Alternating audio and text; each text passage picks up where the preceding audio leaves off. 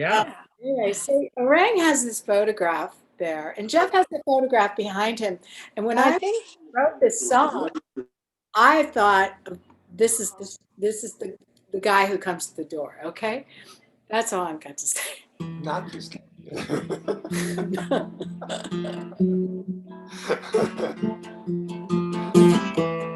Ooh.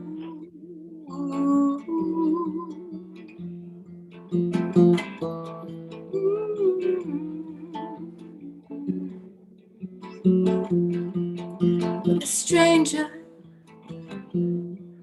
comes to call,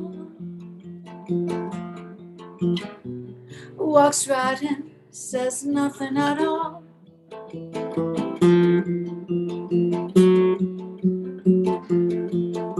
the glance that was given, you wonder how it is you've been living.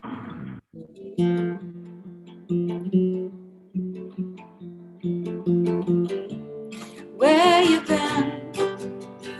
Where are you going? All can change in a flash of time. You've seen beyond, got a glimmer of knowing how it is you walk that thin line.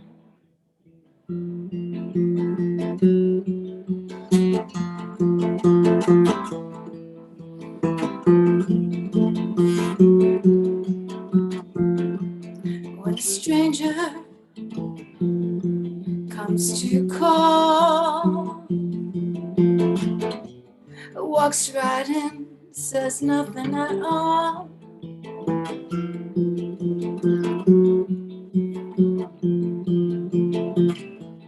Take a sip of the offering, the finest vintage, rare and all-terrain.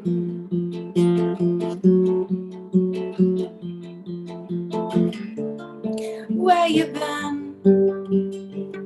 Where are you going? All can change in a flash of time. You've seen beyond, got a glimmer of knowing how it is you walk that thin line.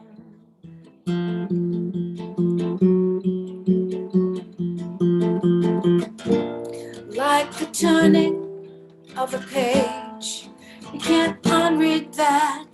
The fire sets and it does rage. Why put it out? There's been a change of heart. A light shines where it once was dark.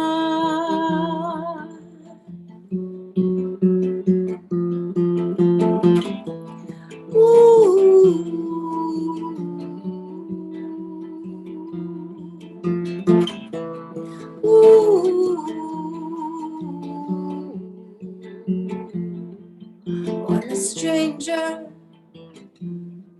comes to call, he walks right in, says nothing at all.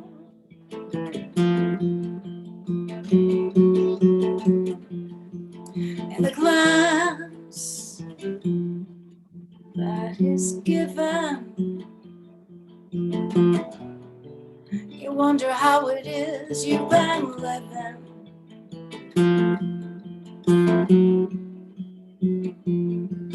When a stranger comes to call, when the stranger comes to call,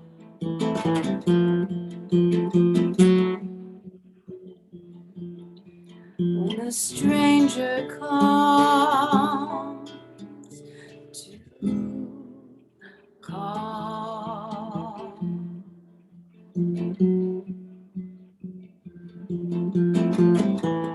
Ooh.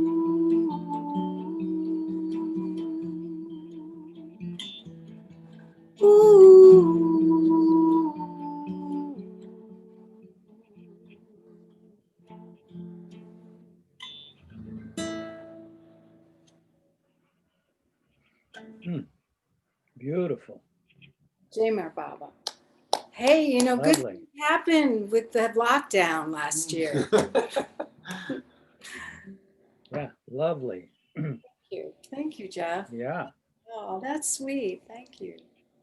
Hey, we've got Joe DeSabatino who kind of wandered into the neighborhood, Yeah, I and don't know. I just stumbled in. he's got some. Have you got a poem for us? Yeah, I got one. Want me to read one now, or you want to wait till later? Oh, well, what? Now's a good time, All right. but we want to see more than just your forehead. This is a poem. I mean, you got a beautiful forehead, but This is a poem about Baba's feet. Wait a minute, I think. Hold on. Um, Here it is. Everybody likes the way Baba walked, particularly when he was young. Like those films from the 30s. That one film where he's just gliding across the. That's what inspired us. It's called The Way You Walked. The way you walked, light sprinkled across the water. Cirrus clouds streaming east to west. A sudden wind, a swirl of leaves, a sunburst. Humans transport their bodies the way oxen haul a rock-filled cart, bouncing from place to place with a rugged and slow determination. The way you walked, the sight of the great blue heron gliding branch to branch. You leave barely a visible trace on where you have just been, a finger passing through air. Humans traveling leave behind permanent scars, a finger passing through wet cement. The way you walked, I'm tempted to say as a panther, jaguar, cheetah, bobcat, lynx, snow leopard, puma, white tiger, and swift hawks and fleet dolphins. The music of your glistening limbs, Argentine tangling us and untangling us awake from our stumbling clumsiness. The way you walked contains all we need to learn. Jai Baba. wow, That's my work. lovely. Thank you. Yeah, yeah. Thank you. Anybody have any interesting things that's happened since we saw each other last, or any flashes from the eternal cliff?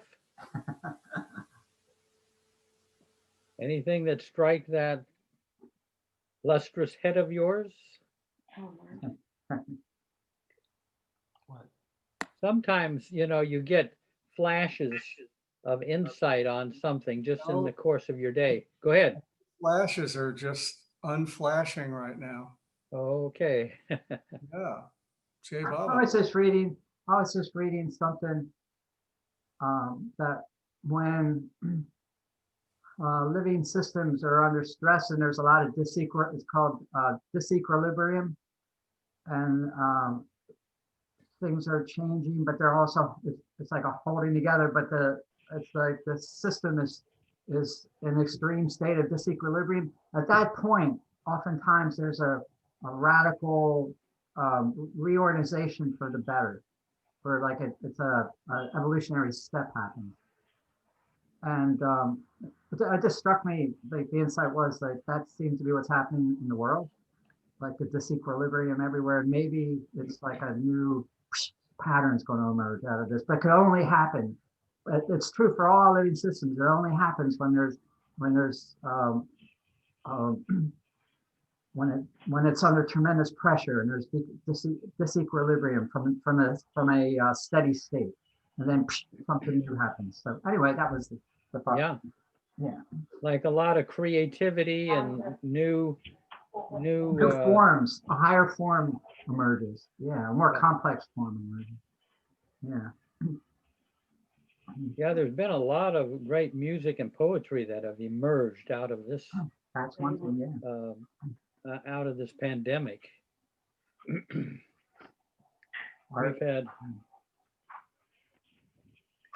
I have a couple of I have a couple of quotes just to read. This is from Erich Jesawala. Now all that is needed is to determine to be his, to make him your constant companion. And if you do that, then you will find that you are always thinking about him. And that is meditation in its most natural and highest form. Read that again. Yeah. Now all that is needed is to determine to be his, to make him your constant companion. And if you do that, then you will find that you are always thinking about him. And that is meditation in its most natural and highest form.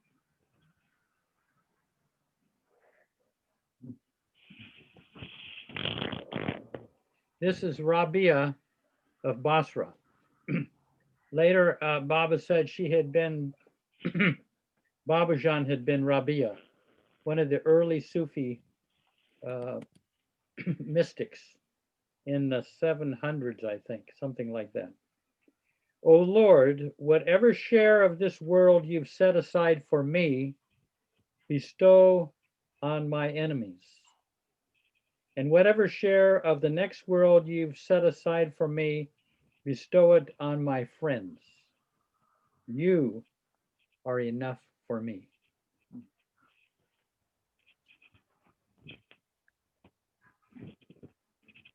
This is Prophet Muhammad. Whoever does not express his gratitude to others will never be able to be grateful to God. Prophet Muhammad.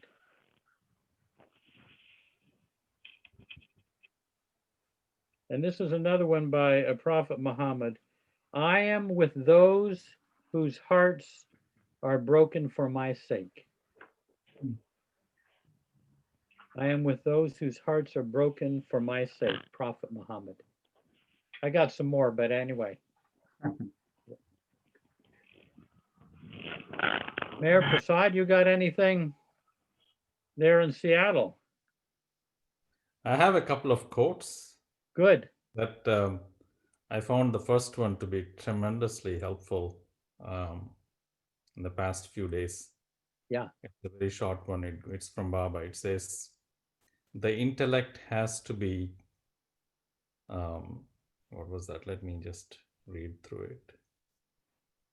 The intellect has to be schooled into realizing that everyone and everything is tremendously important. Wow. That's Baba's quote.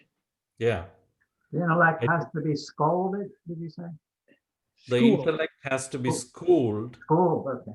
into realizing that everyone and everything is tremendously important. Beautiful. I gotta write that one down for my cards. Yeah, But I don't want to take time now, but that is beautiful. I mean, that there's another quote of Baba's where he says, everyone is first in importance and no one is second, which is kind of along that same line, where it was so that we need to give the highest regard and care for each one. and keeping on kind of playing that in our heads, it helps a lot. I think, I don't know if that's what Baba meant by intellect has to be schooled, but the way that we are schooled is generally by memorizing things. So if we keep on memorizing that particular quote, at least from my perspective, it's been very helpful. Yeah, beautiful. Yeah, it keeps that truth foremost or before you. Yeah. Yeah. No, great. That's that one that I said, everyone is first in importance and no one is second. It's been one of my favorites, but that one is even, I would prefer yours now. I'll trade you. And here is the second one. Yeah. Humanity is receiving help on the inner planes all the time, whether it is conscious of it or not. But in order that this help should fully fructify, it is necessary that man should get rid of all forms of inferiority complex and be conscious of his divinity. Yeah, read that one again. Wow. Humanity is receiving help on the inner planes all the time, whether it is conscious of it or not. But in order that this help should fully fructify, it is necessary that man should get rid of all forms of inferiority complex and be conscious of his divinity. Yeah. Yeah. Beautiful. That's like turning off that voice in your head. You Yeah. know what I mean? Can you put the those in the chat?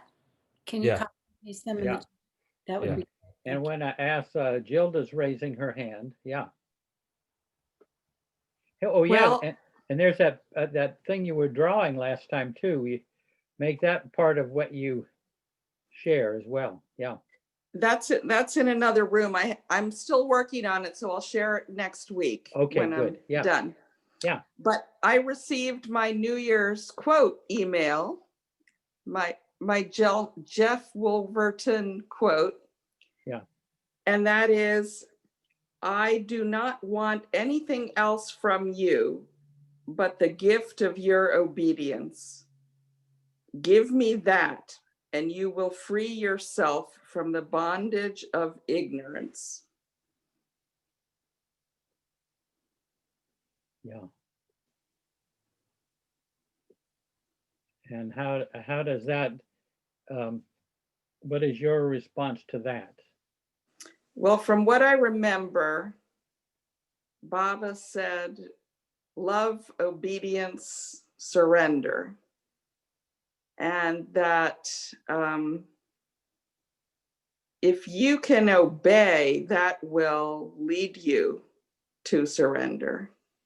Definitely. Yeah. Because once you are completely obeying, then you are just doing the will of the master and surrendering yourself to that will. And what that means for me is that my ego is asserting itself all the time and exclaiming what it wants to control. And that it is a moment by moment practice to obey Baba, to turn everything over to him. Yeah. That has to be renewed in every moment through the day. This is yours, Baba. Yeah. Yeah. It's not like you kind of put it in overdrive and then you're on your way. Right. I remember asking, I mean, this is somewhat related to what you said. I remember asking Dr. Goer on my first trip to India. I was with her and I said, did you ever worry that Baba might send you back into the world, you know, leaving his Merzad and send you back in the world? And you know what she said? All the time. In other words, she had to be on her toes all the time. I mean, not that Bob was going to throw her out, but you didn't ever have that conviction that, you know, you got a solid permanent spot there. You have to just keep making that effort and keep making that effort. And that's what kept her there, you know. Like you said, you keep doing it moment to moment during the day. Yeah. So thank you, Jeff. Yeah. Thank you. And we'll look forward to your lovely drawing there. Okay. Yeah. And we got Alan Manukian in town. Yeah, Kind of how's it came in going? on his motorcycle. Hey, exactly when you were reading, or not reading, but you were talking about this subject line of, I was reading some of Baba's discourses that he was giving to the boys of the Prem Ashram, and someone who was taking notes at the time, who was in there in the heat of all that. This is something that Baba was talking about, impulses, and he was saying, this is one of the, I guess, lines that Baba said. The grown-ups get tired with the longing to search after truth and fathom the secret of the universe. Unhappily, the enthusiasm does not last long. Baba further explains that the impulse of the moment rises and falls very quickly in the absence of quick results. Even if a person were to advance towards truth in light, Baba says, such seeing is sometimes accompanied by obstacles in real advancement. Therefore, one should not strive after the novelties which are great and many on the path. Then he says, although critical of the temporary variant impulses of many adults, Baba says these still can serve a purpose. Small or little attempts, whether physical or mental, in connection with truth finding forms a valuable asset. The impressions of both sin and virtue both get spent up, but not the spiritual impressions. The latter always remains at one's credit, increasing, not decreasing.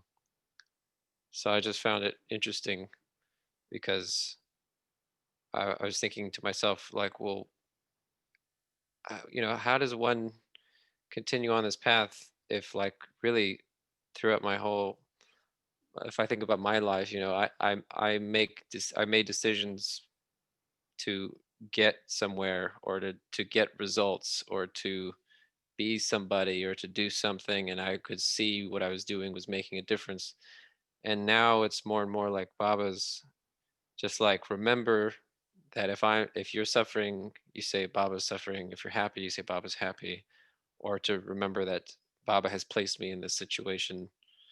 This is totally a different thing, because you could be, having a toothache and a headache and a whatever, or feeling great and being on the beach and looking out, and I mean, all of that, it doesn't matter. It's like we have to somehow constantly revert back to seeing him and being with him in the midst of all of it. But I just like what he said when he said that a lot of adults get, or a lot of us just get kind of like, I don't know, the appetite gets kind of slowed down sometimes. You don't really, you have it, it's harder for us at times to keep up the work. I don't know, I just wanted to mention Yeah. that. Yeah. Darwin really stressed. I'll call you in a second, Michelle. But uh, Darwin really emphasized working with your momentum, because when you lose your momentum, then things kind of catch up with you. Your moods kind of get you down. Your negative thoughts kind of catch up with you. When you get a positive momentum, and it's not like you get a momentum going and then you can let it go. It's a constantly working on that momentum of remembering Baba, thinking of him as being here, offering your life to Baba. That momentum Right. um, is very critical, and it's not as a momentum is not as experience oriented. It's kind of an inner momentum. So you're not chasing after spiritual experiences. It's an Right. internal movement. Yeah. Mm. Let's see what Michelle has, or is it Marvin or Michelle?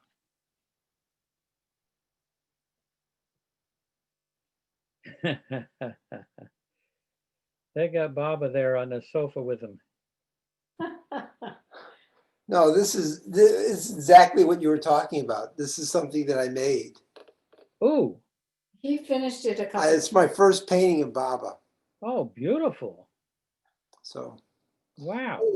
I can't even draw a stick figure. Yeah. That's amazing. Yeah. Well, Marvin can't write a song either. That's true. But I do want to share with you Yeah. the one quote that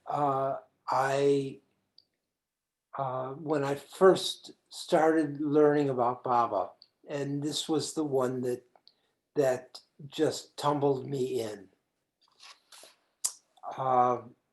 It's Lighting the Dooney, Listen Humanity. It's very short.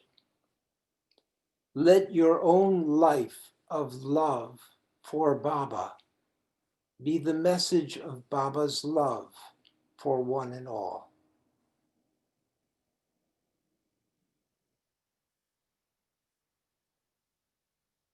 Yeah. Read that again.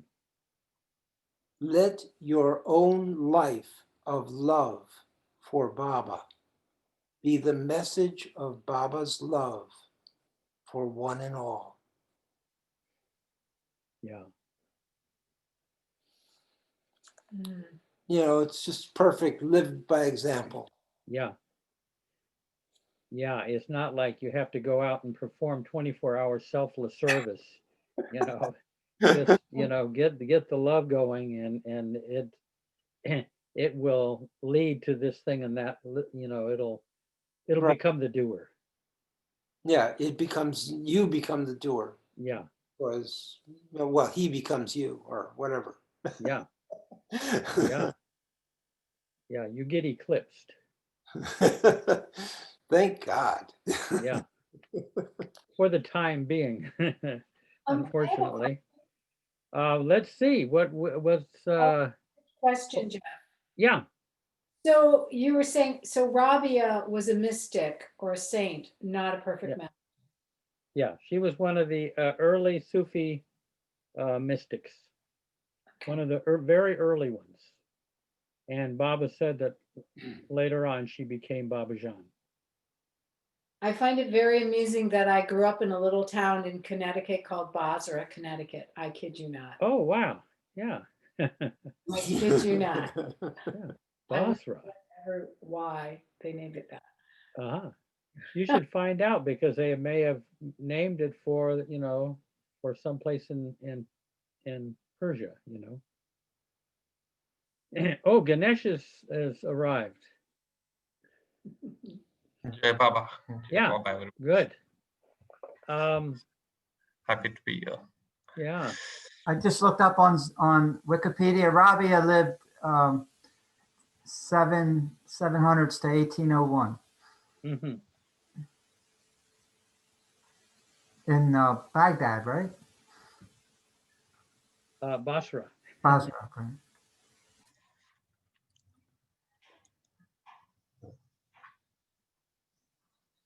Hey, here's I've started reading this book, and I'll read one passage from it.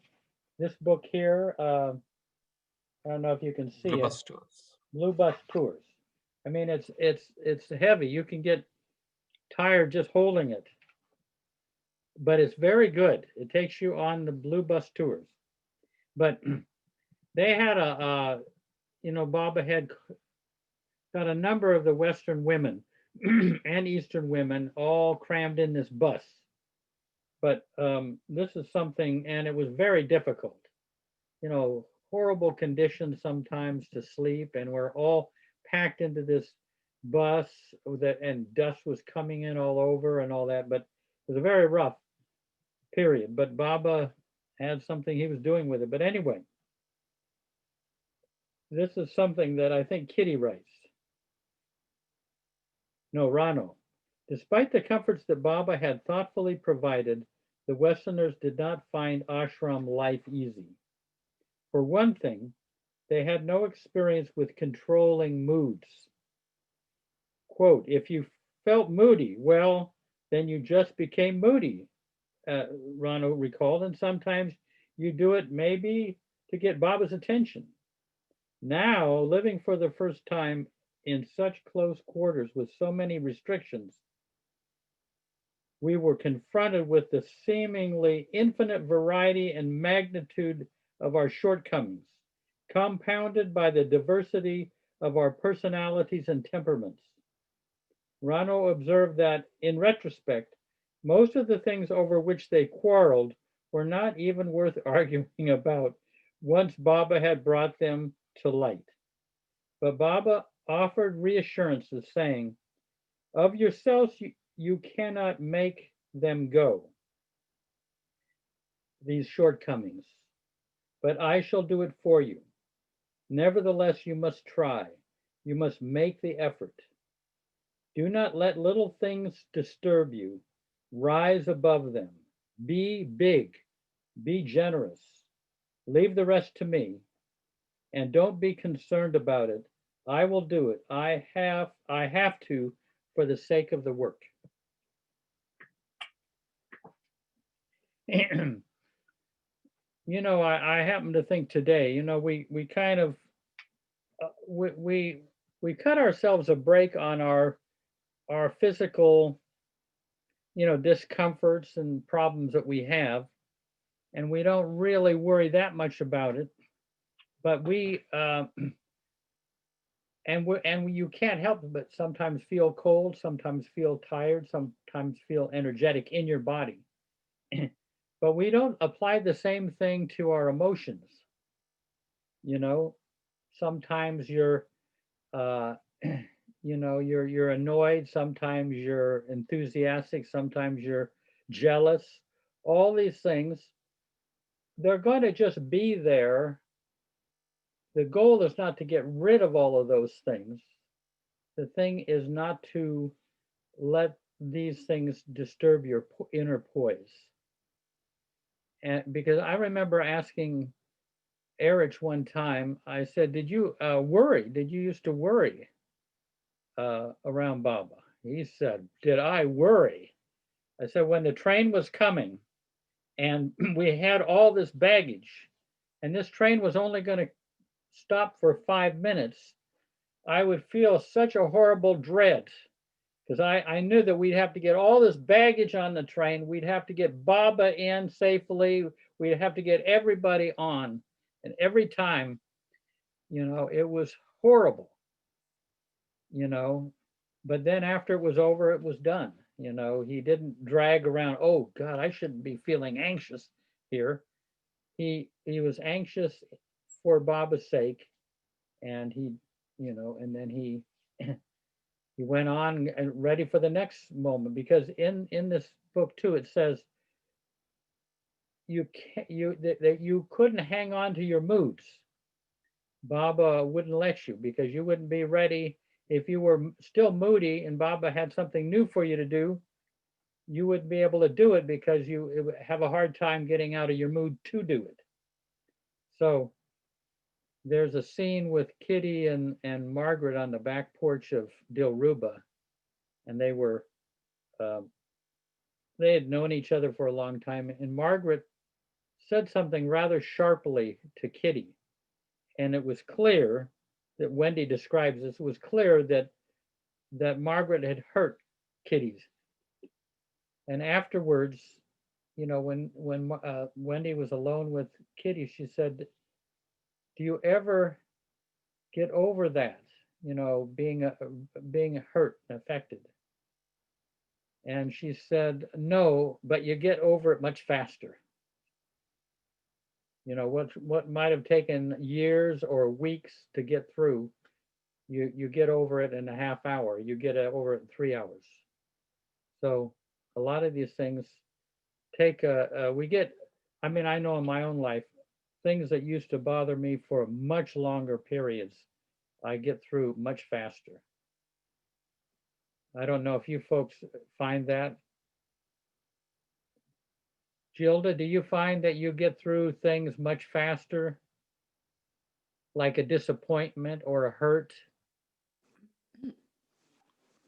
Very, very much so. And what really helps me is to think that this is not my disappointment. It's Baba's disappointment. I'm giving it to Baba because Baba said, give me everything.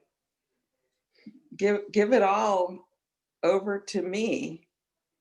And yeah, I found that through the years, I can start letting go of it more easily that way. Yeah, beautiful. And you get through it much faster. Things that would have a resentment that might have kind of lurked in there for weeks or years, you get get through it pretty quickly. Yeah, beautiful. What about you, Mayor Prasad? How do you do with that? Yeah, that I find similar thing too. Yeah. Very short time Yeah. compared to before. I remember generally I remember the quotes like, "Don't be brought down by what I bring up Up in in you." you. Yeah, what a great That quote. helps a lot. So that helps a lot in giving to him. Yeah. In the moment sometimes it's hard, but after a few minutes or maybe an hour or two, it usually it becomes much easier uh, when I Yeah. go back and think about it. But yeah, Yeah. Good. definitely. So I I know think that's a part great of it advantage. maybe also age. I don't know if it's age has pure age has something to do with it, but um, I wouldn't attribute everything to age. But Yeah. Yeah, no, it's amazing. You know, a buddy of mine one time was with he was a very moody guy at the time. And we went to India for the first time, and he stayed back in Pune with Baba's brother Jal. And you know, Jal showed us all around and everything, and we went on, but this friend of mine stayed back. And at one point, he was having lunch with Jal, and he says, you know, Jal, what is your secret? You know, you're so full of life, enthusiasm, so much zest. What is your secret? And Jal very seriously looked at him and said, practice. So it pays off eventually. Well, Jeff, also another thought is that it's clear that, you know, the way that Baba worked with the Mandali was that he gave them lots of opportunities to rub against each other's egos and to endure hardships and difficulties. And so when we think about that, for those of us who are trying to follow Baba, we know that we are all under development. We are not there yet. And so we're going to have bumps in the road. And then we can look to see, Baba, what do you want me to learn from this? Yeah, excellent. You know what? Great I also attitude. find, Jeff, that over time, I also found that dealing with people becomes much easier. But there's other things that Baba starts to work on, like your pride, fear. Fear, I found, is one of the things that that Baba brings up every once in a while, because you're attached to something that you're not aware of before, and um, you're afraid to let it go, and it keeps on coming up. And Baba works on that until you're rid of that fear. I don't know if it made sense, but I found that dealing with people is somewhat becomes easier, but your own inner thing that you are always not really uh, that you are really identifying yourself with, when you have to let go of them, that's really what becomes harder, Yeah. or more and more of those keep coming up. Yeah. I find So, during a dream sequence, I can't control my mind. During every day occurrences, it's become easier and easier. But during dreams, I get totally lost within the anxiety of situations. Yeah. to, Well, you know, the thing that Baba says about dreams is you don't have any willpower. So the usual things that you can use to protect yourself by using willpower or whatever, putting up a, Right. Yeah.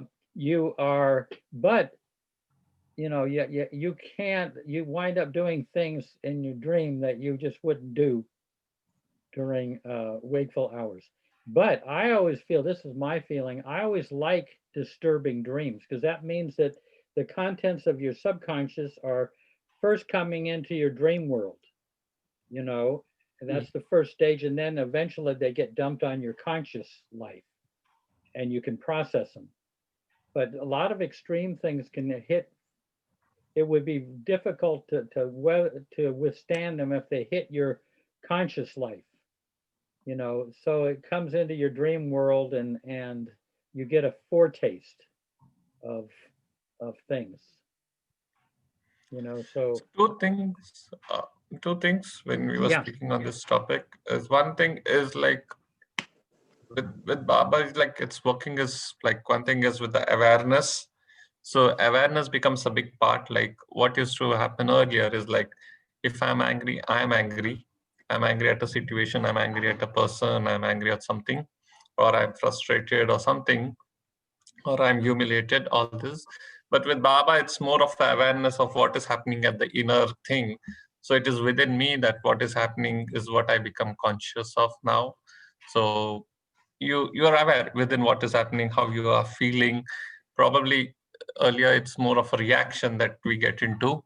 Okay, somebody said something, let me give it back, and I'm into more of a reaction mode. But now it's more with awareness of letting Baba, this is how I am feeling, and this is the feeling that I'm giving to you at this moment. Two is on the external level, it still is very dynamic because you just can't be like somebody said something to you, you have to, and then how do I deal with it? How do I deal with it? How do I get back to that person? Do I react with as if nothing has happened, or do I give it back, or do I tell him lovingly?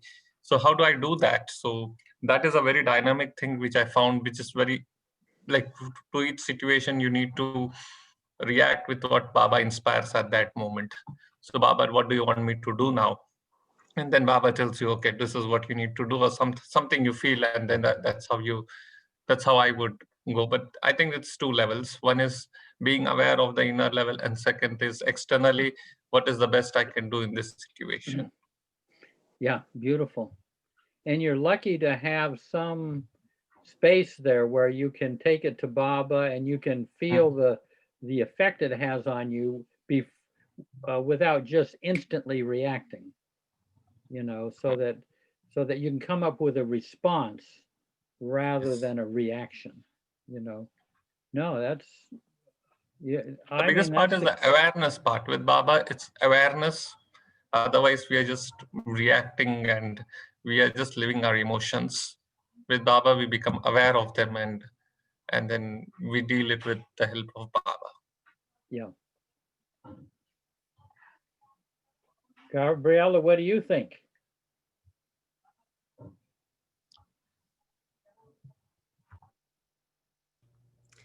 Well, it's a good conversation, and I haven't, even today, I was very reactive in a situation, and afterwards I prayed because it might have led to something good, even though I wasn't in control the way I would have liked to have been. And sometimes I say, Baba, please take my shit and turn it to gold, if you would, because I can't do it. I obviously messed up. Yeah. But I could imagine that it might have led to some good, for somebody else, if not for me. But Jeff, I did want to mention that, like the last Tuesday I was here, there was that wonderful ride to Mehrabad with who was the woman driving? Oh yeah, that was Roshni. Roshani, yeah. Yeah. Oh my! So it was really exciting. I stayed about all the way till midnight, and right before midnight we got there, and she got out, took her phone for those who weren't here, and she walked all around the Samadhi, and she took us on the dash cam of her car. So we saw on the way, we were like 30 kilometers from Mehrabad, we're 20 kilometers from here. And it was exciting, but after the session ended, I turned off the session, I closed my eyes, and I'm sorry, my cat had a great experience. So I went, well, it's just this thing that has happened to me only like twice before in my life, always in the samadhi where I totally disappear. And I mean, I know not to be afraid of that because of past experiences, but I mean, I know enough to know I've disappeared, I guess, or that I'm coming back or something like that. But it happened for maybe 10 minutes. I don't know how long it was actually. But I realized absolutely that I had darshan. I absolutely was in the samadhi. And it was just marvelous. I was incredibly excited and grateful. And just at the possibility also that could happen, from sitting here in my room and be with Baba, because everybody always says, oh, the samadhi's in your heart, the samadhi's in your heart. And, it's really in my heart. I mean, that's really it. I wasn't, and also one thing about the way it happened was, it was so spontaneous. Like, I didn't know she was going to be doing that. I don't know if you did, Jeff. No. And No, I didn't. like when you go to India, you prepare, you get your visa, you get your bags packed, you say goodbye to all your friends, you get on the plane. It was just like, there we were. And no preparation, no chance to worry, no chance to think. It was magnificent. So I thank her so much for her generosity to take us there together. Yeah, I'll when I see her next, I'll mention that to her, sometimes she's on Effort and Grace and some of these things. Did anybody else have an experience from that last week? Yeah, no, I enjoyed this whole thing going on while we were also just sitting here talking and everything. Yeah, beautiful. Yeah, well, thank you. And those kind of things like disappearing, those things I think all help in getting detached from our our little personality self. Well, they're it's like I'm gonna say there's our sanskaras. All of our sanskaras are like this overcast sky, and the sun is above that overcast sky, and every once in a while, the clouds part a little bit, and we move into the sky, get out from under the clouds of our sanskaras, and every little, I always think every little experience we have of getting outside of ourself is just helping more and more in that whole process of shifting our address from here to there, Yeah. I was the next 3 days, I was very spacey. Like it was like all my particles had come away and were coming back together again afterwards. It took a few days. Yeah, beautiful though, yeah. So you kind of did the Star Trek thing? Exactly. Board. That's fantastic. Teleportation to Mehrabad. You're a particle and you're a wave. Well, were we talking about this? Am I repeating if I tell you about that time in the violin room, in the study room when I was a little girl? So, I vaguely remember that, but I don't think, I bet nobody else happened to hear that. Go ahead. Well, just briefly, I was about 16. I wasn't that little, and I had studied transcendental meditation, and so they told me, you meditate for 16 minutes in the morning and 16 minutes in the evening because you're 16. And when you're 17, you meditate 17 minutes in the morning, 17 minutes in the evening. And they gave me mantra and they sent me out on my way. And so I was preparing for my violin lesson and I was waiting in the practice room and I noticed I had at least 16 minutes to take before my lesson. So I decided I'll meditate. And I started to go into a place that I did never been. I mean, I had no training, nobody to talk to about any of this stuff. And I went to this place where I started to experience myself as one with the universe. Like all of my boundaries were just flowing into the rest of the universe. And I began to be very scared. And I heard this voice say, "Don't worry, you'll come back. Where are you going to go?" Something like that. Yeah. And it was Baba for sure, but of course I didn't know it was Baba. But anyway, so I went ahead and let myself experience it without fear. That's why I say I kind of learned early to let myself go into those places. But I did come back, and but I had no one to talk to about it, or to how to process it, or anything like that. It was just one of my harbingers of my Yeah. Yeah, no, that's, then like I say, on a cloudy day, people say the sun isn't out,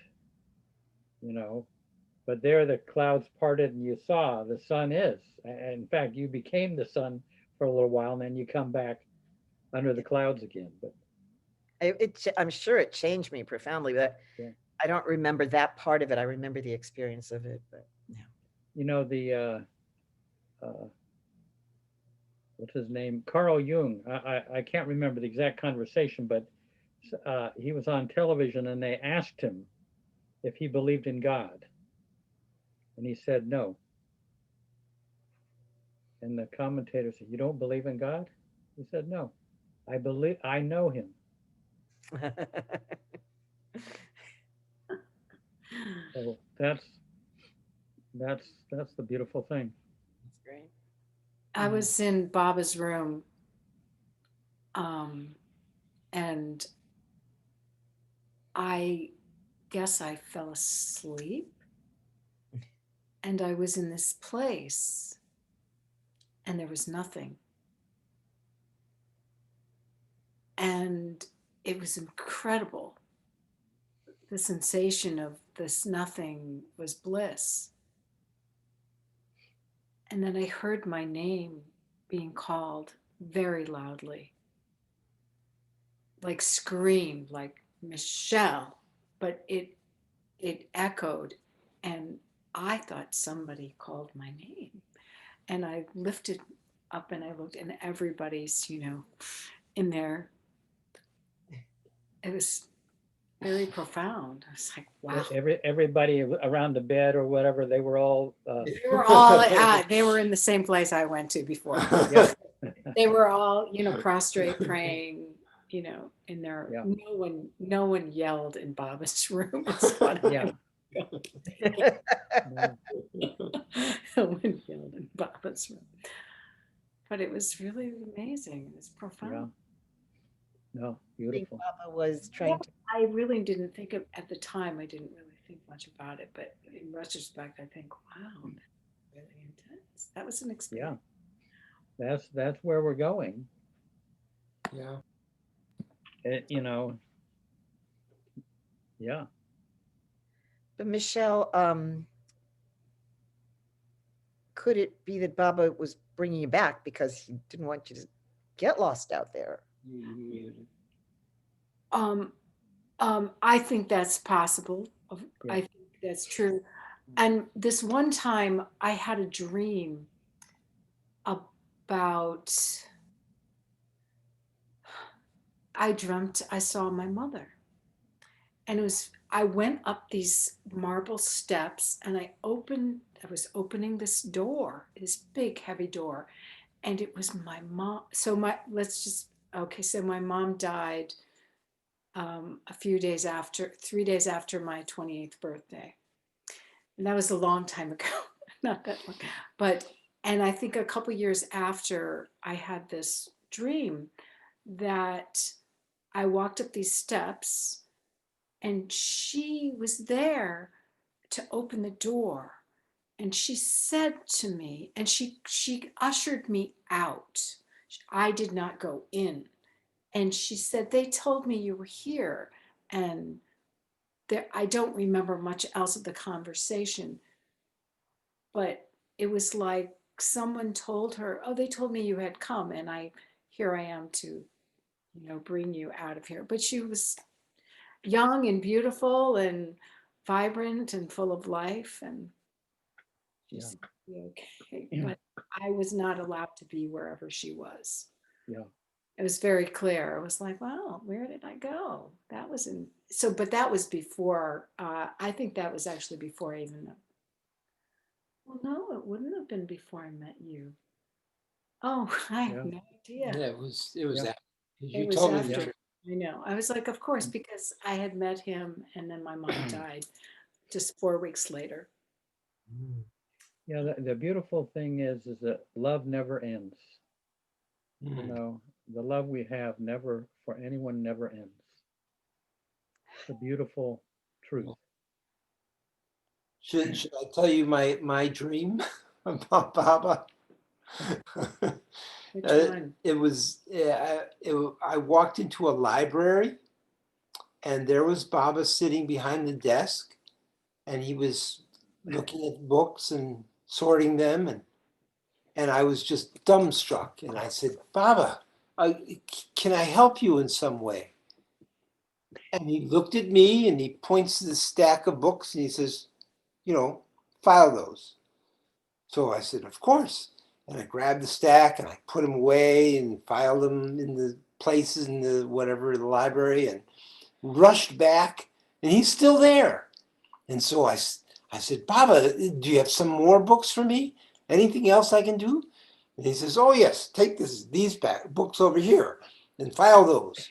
So I file those and I come back and I'm out of breath, and he says, that was wonderful. You did a very good job. I insist. I must pay you. And I said, Baba, I don't want to do anything for you for money. It has nothing to do with me. I just did it for love for you. And he says, you don't understand. I must pay you. And he takes out his checkbook and he starts writing out this check. And he writes it out, Marvin Schaefer, and it's $5, and he signs his name, Meher Baba. Okay? And he rips off the check and gives it to me. He says, but remember, you must spend it immediately, because very soon it will be worthless. And I said, yes, Baba, I will spend it. And I started walking out, and I'm still looking at him sitting in the chair, and in comes Michelle into the room. And I go, check it out. It's Baba. And she looks behind my shoulder and she goes, oh. And I said, yeah, and look at this. He gave me this. And she looks at him, she looks at the check, grabs it out of my hand, and starts tearing it up, saying, I can't believe you took money from Bob. I can't believe Oh, wow. Beautiful. See? And the touching thing is that you were so wanting to help Baba. I'm That's not so beautiful. responsible. I'm not. It was his dream. Great, beautiful. Hey, Dinku. Good morning from Good. my end, and good evening to you all. Yeah, good to see you. Good morning. Yeah. So Ganesh, anything, or Alan, anything? I just wanted to ask how, like, your review on the book Blue Bus. I know it's a Blue Bus to us. It's a new book, so just wanted to. Is it very historical or very Yeah, captivating? it's How do you find that? beautifully written, and it takes you on the journey with all the different details and everything, all kind of seamlessly woven together. And it's huge. I mean, look at this thing. I mean, it's like a brick. I mean, it's bigger than a brick. I mean, it's Wow. like big as my head. I mean, I was told never to read anything larger than my head, but I'm going to. No, it's yeah. So did you find anything like never read before content in that? Like, I know something might overlap with Lord Mayor and other books, but is that some of the content that is like not Yeah, read but this anywhere is, else? I would say this is all of the material from all the different diaries and in Lord Mayor, but not just Lord Mayor, all the different diaries and the Mayor, and all of that woven in just to the for the story of the Blue Bus Tours. You know, Kitty's diaries and Rano's, all the things that different people said. Plus, she wove it together with, she puts it all in context. So you're coming to a particular city, and she might say this city is located here and give some description of it. So you're on the journey, Yeah. which I like. Thanks. Thanks, Ganesh, Jeff. is That this helps. book, sorry, is this book available here in India? No, not yet. So that's the thing. We have to wait. So it's. I think it's only available at Sheriar, Myrtle Beach. So it will take time to be available in India, especially with. Yeah. I think there's You no guys like. are you guys are decades behind America. Yes, we are. No, if I was coming, I would bring it to you, but I I know. I won't be there for who knows when. Yeah. Yeah, so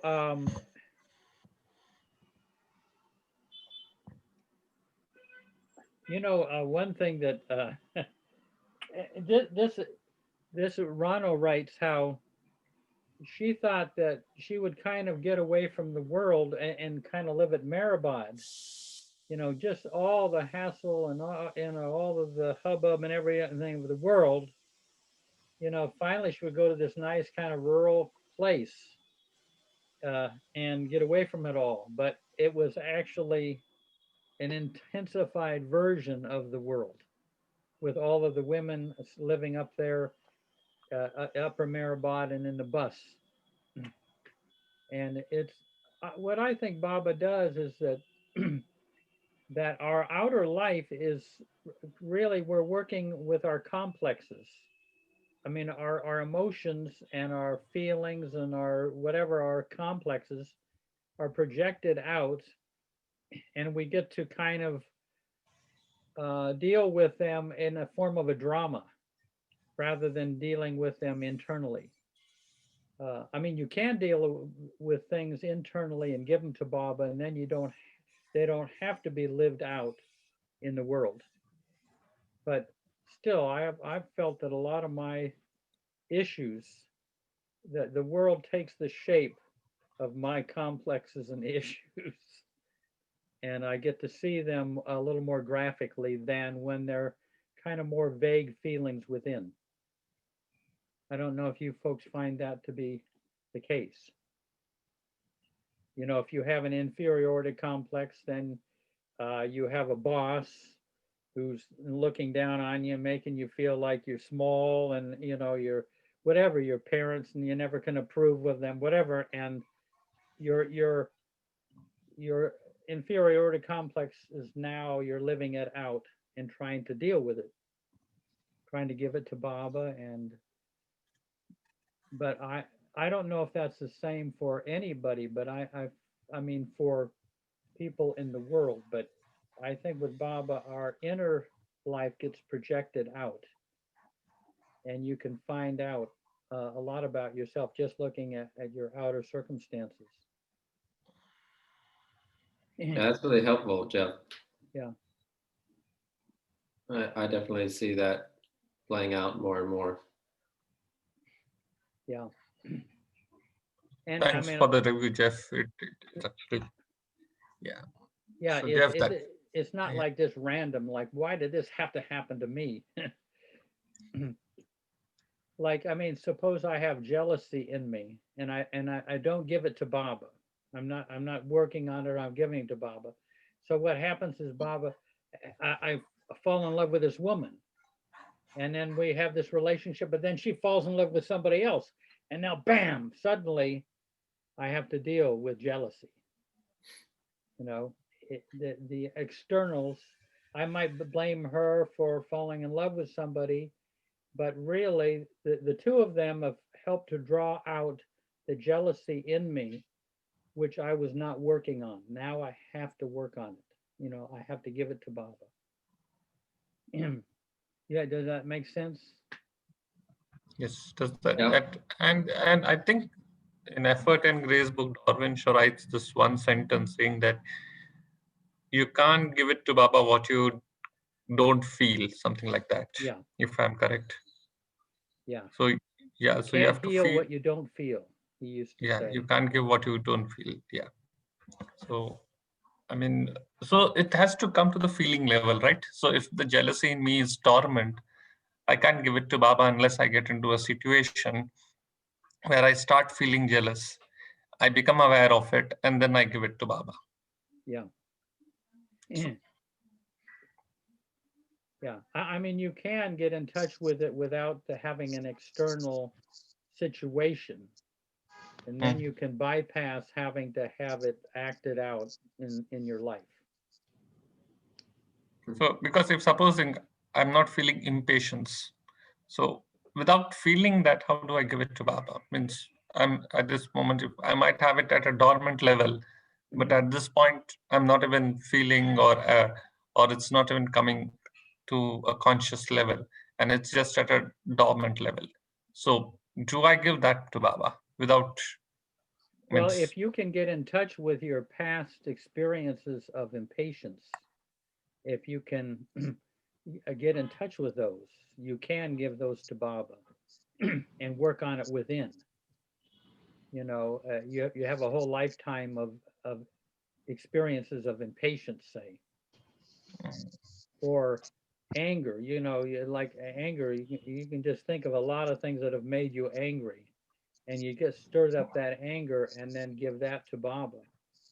And sometimes you can bypass having to have angry situations played out in your life. Does that make sense?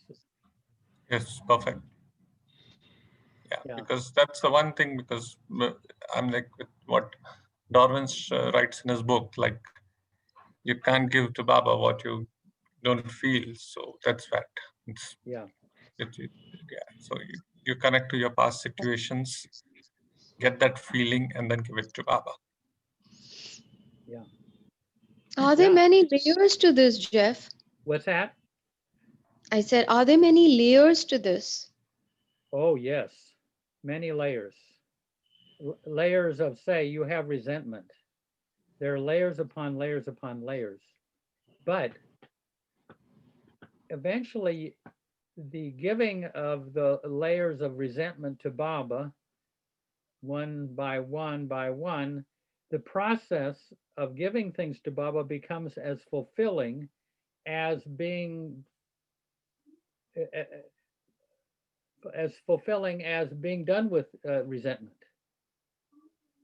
It's a funny sort of a thing. In other words, the giving of resentment to Baba, little by little, layer by layer, over time, over weeks or months, the actual giving these to Baba creates it's a very fulfilling. The process becomes very fulfilling, and you don't even care about the ultimate results after a while.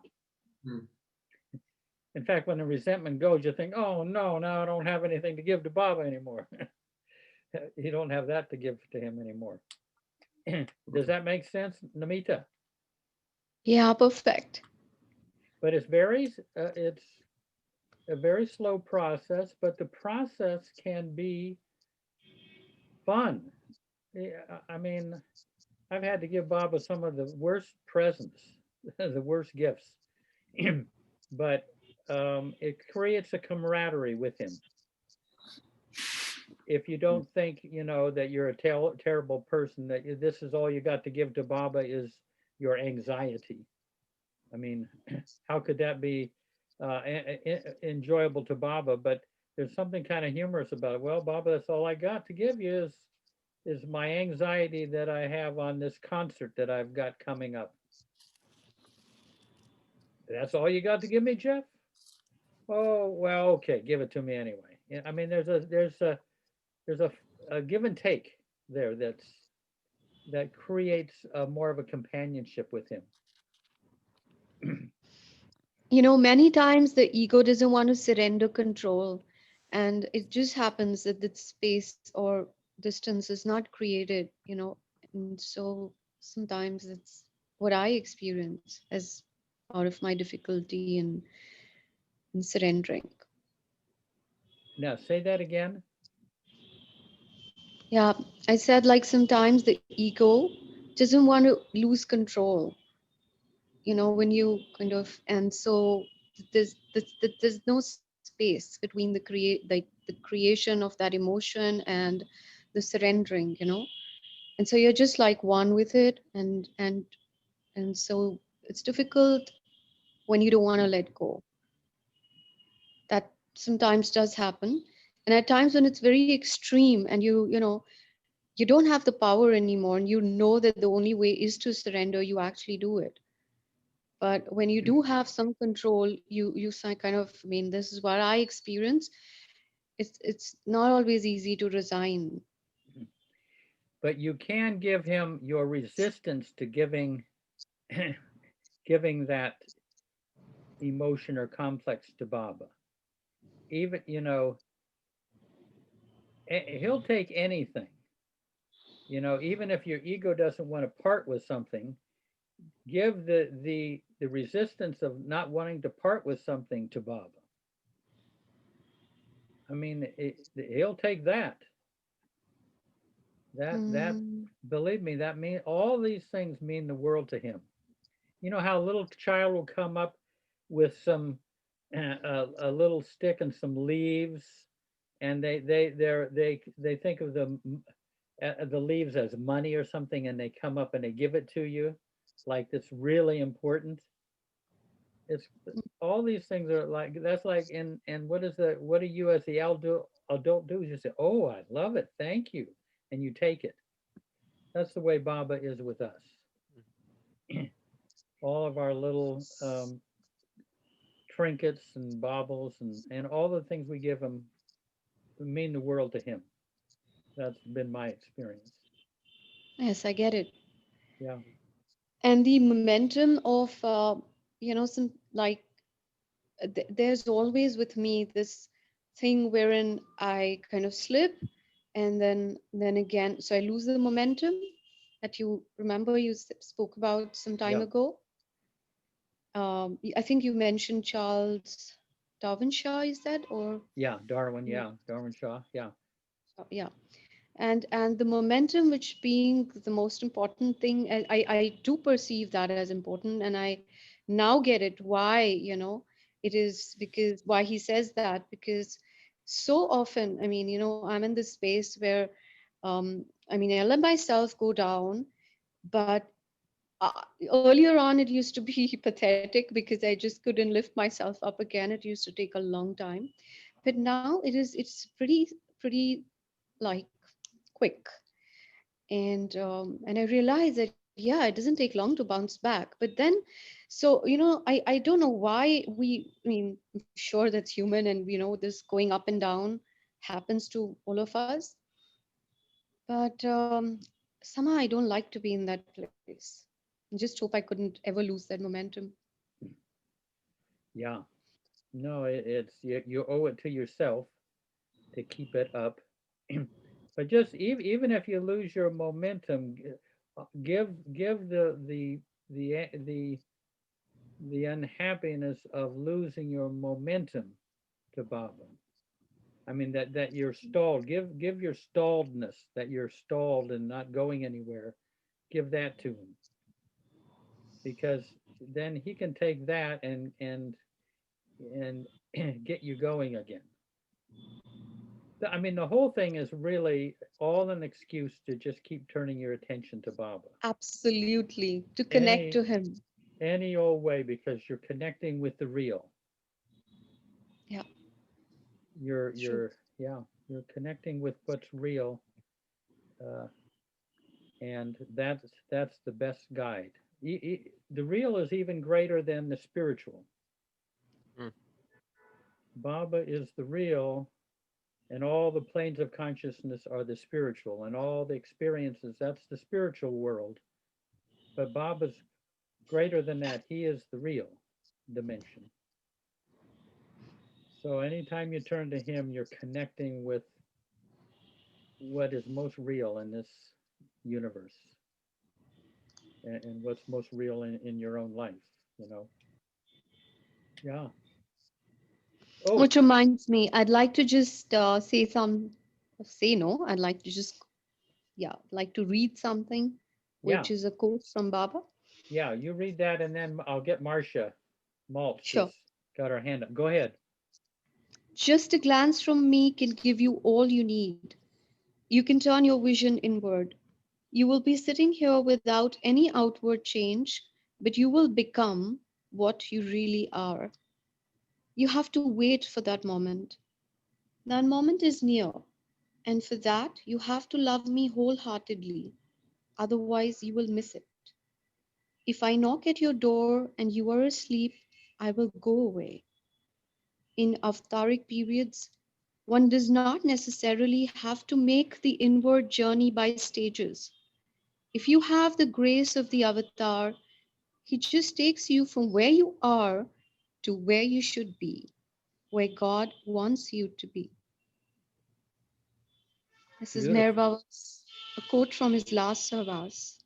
Yeah, lovely. I know that quote. It's beautiful. Read that once again, and then we'll get Marcia. Go ahead, read that again. This is very good, and the immediacy of it all. Yeah.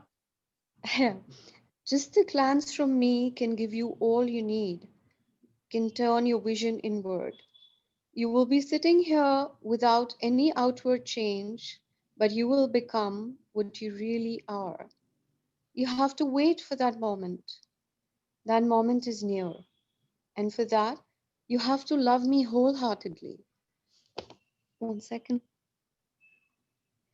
Otherwise, you will miss it. If I knock at your door and you are asleep, I will go away. In avataric periods, one does not necessarily have to make the inward journey by stages. If you have the grace of the avatar, he will take you from where you are to where you should be, where God wants you to be. Yeah. Wow. Yeah, lovely. Last Savas in 1969.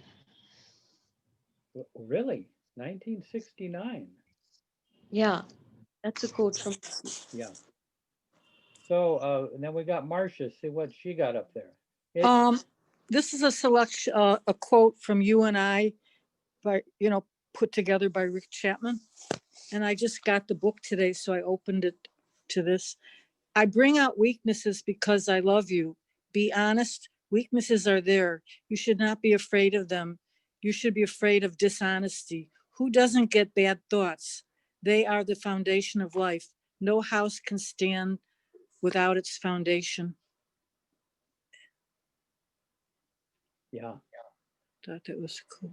Yeah. Yeah. That was a new one that came up more recently, that quote. Yeah. Yeah, I just got it today. There's another one if you want. Should I read one more? Yeah. Yeah. Before you go to bed, say, Baba, I entrust all that I did, thought, or spoke, good and bad, to you. When you get up, say, Baba, I now begin entrusting all thoughts, words, and deeds to you. Say this just twice each day for 5 minutes, but with your heart in it. Do that and make me responsible for all you do or think. Then you are free, but you must do it honestly. This much will be more than sufficient to maintain the contact with me. Yeah. Yeah. A lot of the Baba people say that very thing when they wake up in the morning and when they go to bed at night. Baba, I entrust all of my thoughts, my words, my deeds today to you. There are a number of people over the years that have told me that. Let's see. Paula Roper, you got anything that, oh, here, before I ask Paula, here's one thing that, oh, you're heading out? And now, Gotta Oh go. my God, it's only 11 o'clock your time. No, it's 11, it's 10:20. I get up know, at but I got a 6. machine. Yeah, no, see you guys. Thank you. Baba, Jai Baba. good night. Yeah, Jay Baba, and the music's great. Thank you. Yeah, Thank you. beautiful. But this is one thing that Adi told us a number of times back in the 70s, Adi K. Rani. He said, if I hadn't gotten into Baba, I would have been a great saint with a large following. Instead, I've had to, suffer exhaustion, humiliation, and frustration almost every day in his life with Baba. So these guys gave up the spiritual, the highest states, and came down to look after Baba's body. I mean, Eric said our work was to look after his body, to make sure it wasn't harmed, make sure it was healthy, do anything that he wanted. These people gave up the highest states just for a mundane life down here, getting passports for Baba and his party to get to fly to Europe, whatever, all these they gave up even the whole spiritual realm just to serve Baba physically at a mundane level, as his doctor, as his attendant, as his one to do correspondence. They dropped all of that and did and that's why Francis Barbazan described the mandali as being exalted to dust. They came down for Baba. But so I wanted to ask Paula, what's any thoughts from you?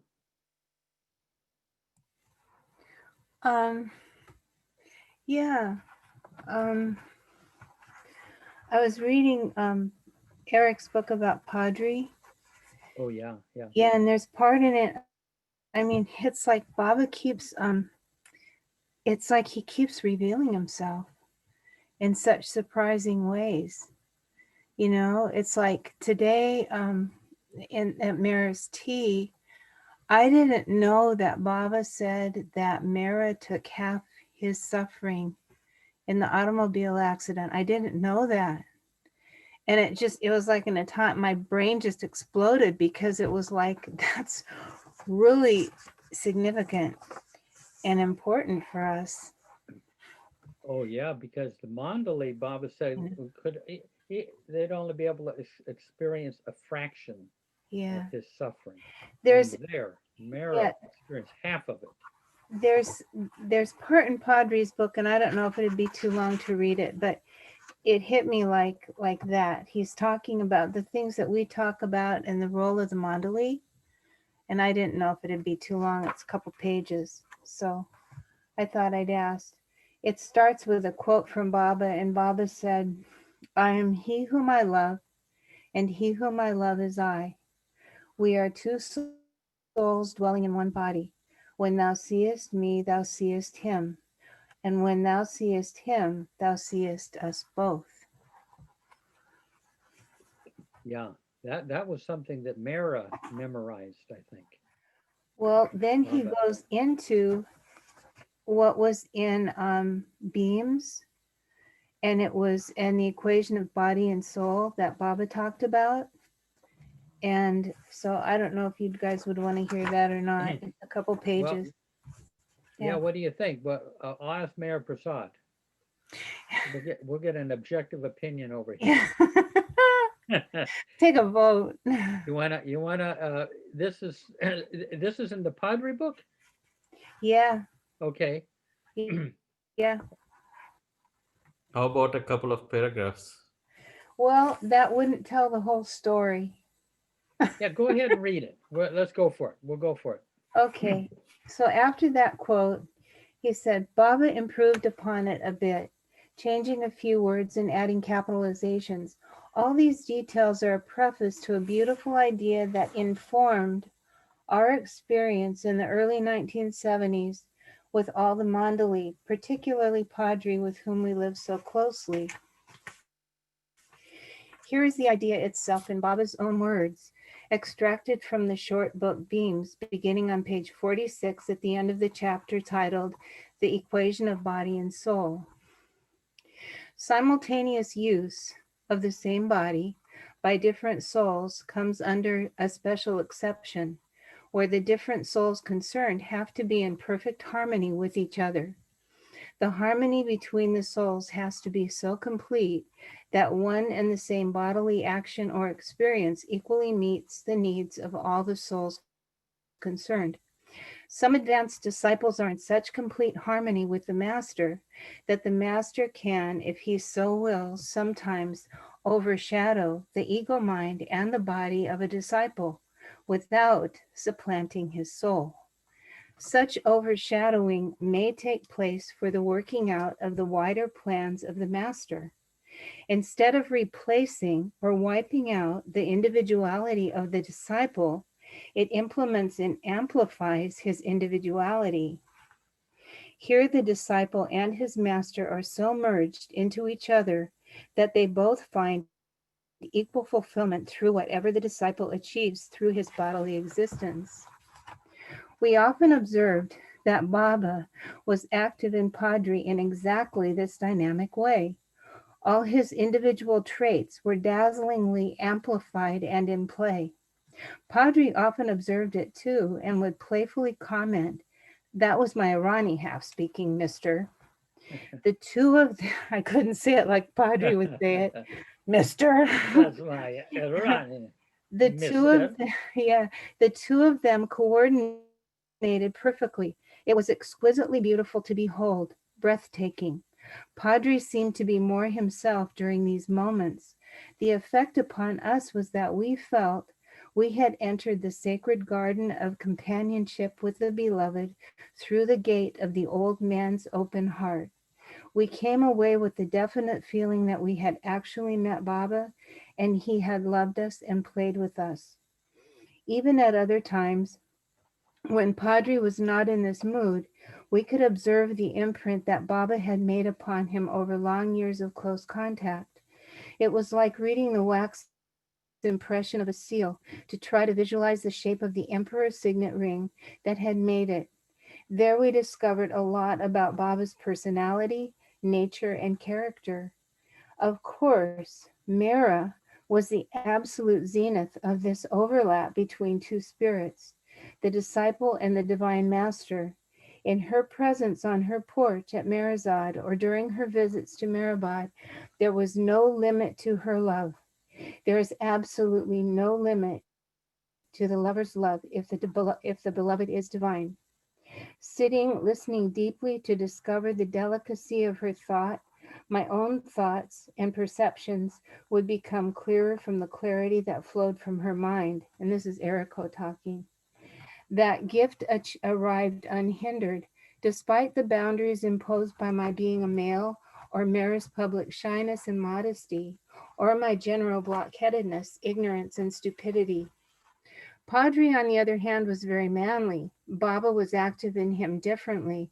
For example, he could freely shout, imitate characters in a story, tell a salty joke, admire a carburetor, pantomime a hunter or a monkey, or banter or explain. I can still recall vividly when he stood on the eastern veranda and pointed towards his throat. Yes, All creation grows out from that primal sound. This voice is the seventh shadow of the original word. Thus, in his great compassion, Baba disclosed to us aspects of himself, of his humanity, through myriad experiences with all the Mandali.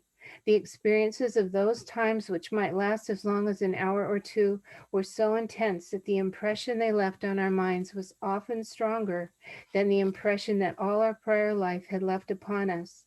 So for a while, we could barely remember what that was. And then it ends with a poem. Mirror and veil, you are the flowering fingers of his hand. Your face, his lovely skin. His pearly eyes glow in your face, unseen by you. He blooms within. You are the veil on creation. You are the veil of God. You are poised upon his name. In you his feet are shod. Praise the mighty beloved, nameless, great and named.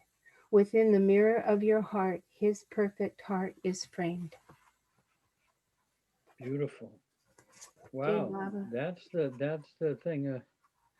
I mean, I think we've all had the experience of being eclipsed, feeling eclipsed by Baba in a certain moment where something is happening through you that wasn't coming from you. And that there you have Padre who's, yeah, they said that sometimes he would be so alive and so lustrous, and and Baba would be coming through him. And then he would kind of come back to Padre. And you notice that with Kitty. Kitty would be talking, and then she would get elbowed out of the way, and Baba would be talking with you, and then Kitty would come back. Yeah. When Kitty came to Pender Island, Charles brought her. This is years and years ago. She was 90, I think, and that's the only time I met her. But what I noticed, I thought I didn't see Kitty there. I saw Baba. It was just the way she was, the way her eyes moved, just the way she was. It was like there's no Kitty there. That's Baba. Yeah. That was the way it felt. Kitty's favorite line from the Bible was, "Not I, but Christ liveth in me." Oh, that's what Baba. If we stick with Baba, that's sooner or later that was going to be our regular experience. As the title of that book, Mister, it takes time. Hey, Diane and Terry, good to see you. Oh, good to see y'all. Yeah. Tell us everything we missed. They go from one meeting to another meeting, Junkies. Tuesday night junkies. Yeah. So let's see. Thank you, Paula. That was beautiful. Really, that's a very deep meaning to that. And it doesn't have to be just, just the mandali. These things can happen to us. When they do. When I've done some drawings, especially the stained glass window and the drawing I did of Baba, I didn't do it. I know it wasn't me. It's like I'm always surprised if I ever do something that it's like, who did that? I didn't do that. Yeah. Surprise. No, it's like Darwin used to say, don't think of yourself so much as a base of operations. Think of yourself as a conduit or a vehicle. Entirely different paradigm. Let's see. Payam, what's happening there in your part of California? Jai Baba. Yeah. I'm washing dishes and listening to profound conversation. This is like, it can't get any better than this. Well, we're just making it up as we go, Any thoughts? Any thoughts that came to you over the last week? Any? Or any? You know, I feel like I'm repenting inwardly a lot these days. Yeah. And I catch myself more. And that's good. That's a You good mean thing. you catch yourself from doing things that you otherwise you'd have remorse for? Yes, Yeah. you know, I think you know, I don't want to backbite. That Baba says don't backbite. Yeah. And I'm pretty good around, you know, Baba people. But Yeah. then if at work and, you know, I'm evaluating someone, then I start saying things. That's what came up today. I said, Yeah. no, I didn't say that. Yeah. Why did I say that? So then I start repenting. So Yeah. it's a constant remembering how kind of what Paula, you were sharing that beautiful story, and Erico wrote so beautifully. Yeah. My Golly. gosh. And he himself, the few times that I met him, he himself was such a beautiful soul. So these are, to me, you know, Baba's Mandali are like saints, really. They're the modern saints, I guess, for me at least. So it's a striving to that in everyday life. Yeah. Yeah. Well, what? Oh, I think we lost Mayor Prasad. He had that great quote. Oh, there is a lovely quote on the chat. I think he may have written it down. He's left, Mayor Prasad. But didn't he write it? Yeah, he did, Jeff. Oh, You're yeah. talking about the intellect, right? This is a quote that this is a quote that that Mayor Prasad found. The intellect has to be schooled into realizing that everyone and everything is of tremendous importance. That's Baba. The intellect needs to be schooled into realizing that everyone and everything is of tremendous importance. Wow.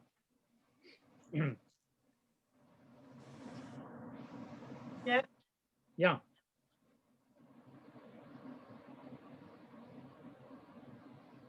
Someone said, did someone say my name? I don't think so. Oh, I'm hearing Yeah, things. they did. Hello, hello. What about Mernaz?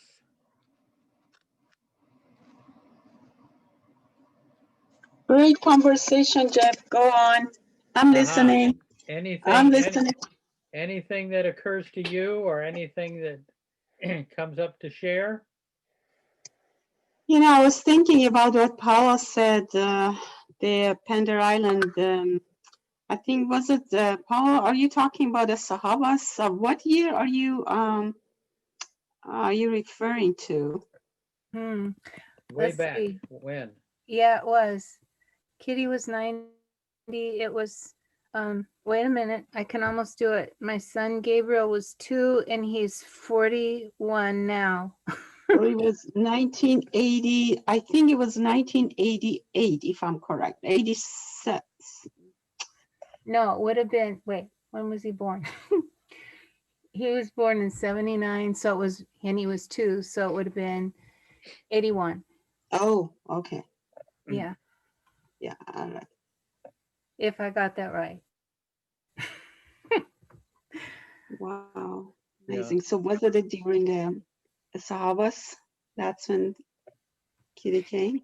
Yeah, it was a Sahavas. Charles brought her. Yeah. Graham Pender Island, Stonebridge yeah. had his house there, and we had several Sahavases there. It was wonderful. Yeah, I remember I was in one of them, but no, if you're talking about early 1980s, I was still in Iran. Mm. so I wouldn't be there. But Who was the guest at the ones that you went to? uh,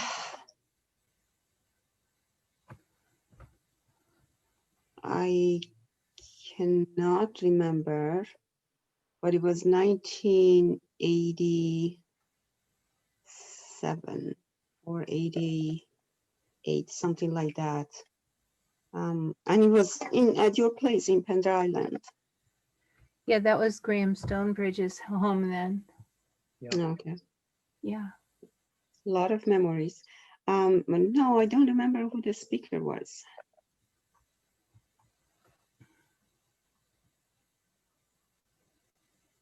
That was an adventure to go there, to get on the ferry and go there, go through the San Juan Islands. Oh to get yeah, there. it's so Yeah. much fun. So Yeah. much fun. I And being remember. together. Yeah. It was There was, beautiful. yeah. There. Oh, let's see. I can't remember if Bowji came there. I don't think he did, but yeah. Yeah, I can't remember who. Let's see how how Priya. What are you up to, Priya? Priya in Right here, Goa? Jeff. Yeah, Baba. Yeah. You got anything that comes up? A lot of things came up. A lot of things came up, but I'm really just enjoying this. Listening to you all. A lot of what you touched and said really stirred many things within. So maybe next time. Yeah. or something. Anytime. Yeah, Thank we're you. waking you up and getting you going a little early. Alan, you got anything up there?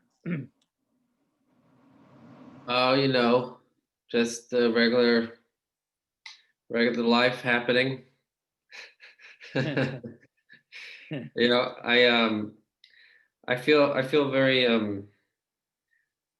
feel very lucky because of the distance to Baba's Sadra in this town that I live in the Bay Area. There's Baba's Sadra that's over there that I can The visit. center. Yeah, Yeah. and it feels like, I don't know what it is, something about, I've been thinking about the divine impressions, and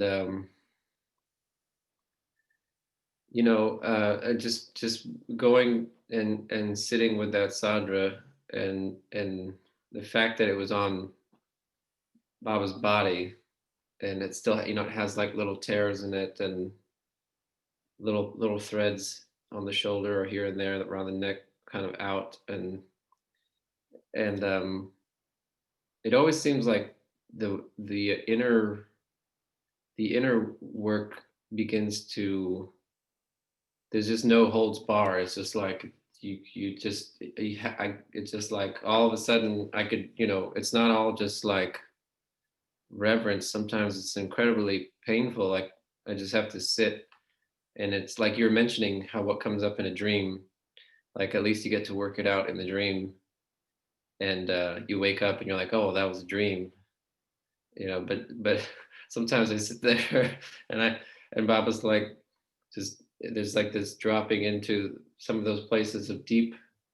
Actually, this weekend it happened with around shame and guilt from things in my past, and it happened during the weekend, and it was really hard because I had a very, very potent dream that was kind of like the perfect picture of what would make me feel the most shame ever. It was just like it was just right there in that dream, in the middle of this beautiful Sahavas, and it was very hard for me to kind of shake.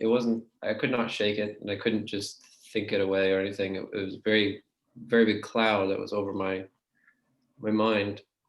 And when the Sahavas was over, I went and I was sitting with Baba Sadra, and it was something like, it was like something like where I had to kind of like sort of, I guess, I don't know, it's sort of inward. I don't mean to sound, I don't want to sound weird. It's just like I was just sitting there, and it was like I had to sit in the fire of the experience of the actual feeling of shame and guilt and all that. And it was very, very, very physically, I would say emotionally, physically, mentally painful. But there was the fact that I was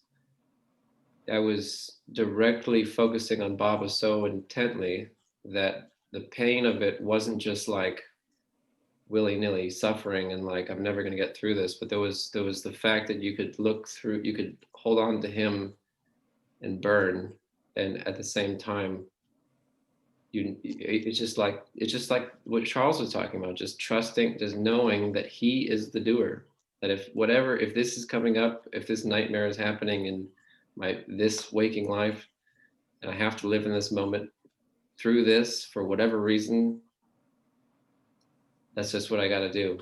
And it really shifted some things. Like when I walked out of that room, I just feel like it shifted the way that I was perceived myself, or interacted with people, even at work. Like some people today even were very frustrated and very angry, and I could feel like I was very sensitive, and I could feel like, oh, Baba, like I really can't handle somebody like shouting at me right now, or somebody, complaining and telling me how bad of a company we are and all that. I just can't take it, and I got on the phone with a few people who were in fact very, very challenging clients. And I just kind of looked at Baba's picture when I was on the phone with them, and it was like a touchstone, because I had sat with that kind of shame or whatever that pain was. I could sit with this person and perhaps maybe their pain. I don't know. I was just sitting with them, as a person. And instead of reacting like where I just kind of tightened up and my body was like, I just softened and kind of did what I did with the sadhana, just fell into it. And then I found that they, in fact, softened. Their responses were different, that in fact they weren't coming at me in such a strong way anymore. It was like the train slowed down with them and with me, and the conversations all just kind of ended very, very peacefully, without so much of what I was saying, but with the heart, the sitting in the heart of myself, and trying to remember that this is Baba, this is you, this is you, this is you, and just experimenting, because we hear all this intellectually, but experimenting with it and to see that is, for me, it's helpful. Little help along the way. Yeah. Yeah, no, those are really invaluable experiences, and the softening of yeah. Yeah, you should kind of share that that sadhana with Ganesh, so when he has to go into work.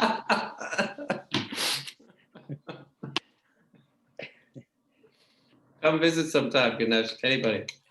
Oh, sure. When definitely someday life will get me. Well, do your parents have any any things like that from Baba that Baba gave to your parents? They have a handkerchief touched by Baba. Handkerchief. It's a nice handkerchief that Baba touched it. So. And then you should see if your mom can remember what clothes she was wearing when Baba embraced her. She doesn't remember, because that time she was like around 7 years. So when she saw Baba, so yeah, so that's she would that would like, be long gone. Yes. Yeah. Ganesh, I didn't know your mom met Baba. That's amazing. Yeah, my mom and my dad both. So. Wow. Yeah. Thanks to Baba. Yeah. So I'm the third generation. So your grandparents were Baba lovers too? My grandparents took Baba's darshan in 1965. You can see them even in the film, like they were going down to Baba. So That's how when they came into Baba's fold. Yeah. Wow. Your mom and dad, and yeah. And then my mom and dad and all. Like, When did your parents get together? What's that? No, that's a different story. No, it's like my mother took it when Baba had come to their town in Andhra when she was a child. So she just went with the parents, and that was the darshan, and that was it. But years later, when she got married to my father, and that time my father was a Baba lover, and then she realized the connection there. So that's how then she realized the connection of taking Baba's darshan as a child. Not together, but it was separate. Yeah. So Jasima, anything you're thinking about? Nothing. I'm back to work after like a very long vacation, almost 10 days. Still in the mode of relaxing. Yeah. And I wanted to think that Baba wants to relax me for a few more days. Yeah. But you have to go in tomorrow morning, huh? Yeah. Wow. Yeah, well, you had 10 days of filling up with Baba and all these different, you know, all these lovely occasions. Yep.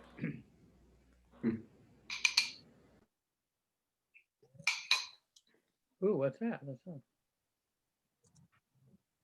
What about you, Jeff? How was the weekend? Well, that was a very full weekend. Yeah. Boy, I spent a lot of time sitting in this chair. Oh, hours and hours. But it was really very rich experience. It was wonderful. I mean, it's amazing that we can have these very rich experiences and we're not even physically together. It's Yeah. kind of, it's baffling. Diane and I So have Jeff, Oh. sorry. Yeah, go ahead, Terry. deeper like this. I mean, I can't wait to be in all your presence and Yeah. be able to hug you all, because that's how I feel it. But Yeah. the intimacy that we've been able to achieve on this medium is just off the charts. Yeah, yeah, yeah, we don't get to hug each other or anything like that, but we have that to look forward to, Exactly. seeing each other, you know. You know, even people locally, I've said this before, but I don't know in this group, people that I knew from the center here in Los Angeles, I feel so much deeper with them over Zoom, because in LA we would go to the center and we'd say hi and we'd sit down and usually have some kind of event. We wouldn't be sitting talking about our feelings and Baba in our heart, and it was just so different. Payam's a perfect example. Yeah, Payam is a perfect example. We've gotten so much more connected this way. Yeah. Right, Payam? Yeah, and her mom and dad, that was great. When they were, I don't know if you were there, Payam, when your dad and mom and dad talked about how they came to Baba. And no, they told me they shared, but I wasn't there. Yeah, that was great. Yeah. Yeah.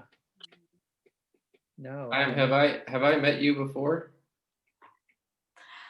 I don't think so, but I met your beautiful wife. Okay, She's maybe come to I was. LA.